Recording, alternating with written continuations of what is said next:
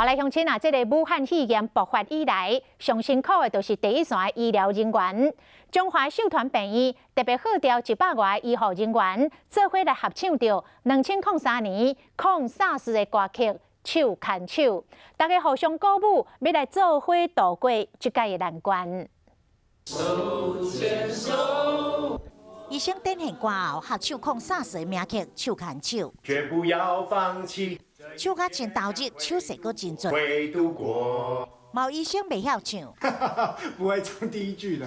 护理师嘛加入。手牵手，我的朋友。中华寿团病院找来100医护人员，重新诠释《手牵手》，气势无输2003年的歌星演唱版。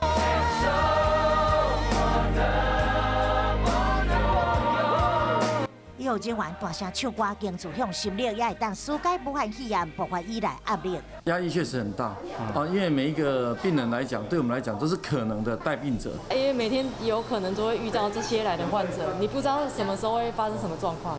病院过规格防疫，医护人员每天爱洗几百遍的手，洗甲手拢闭去。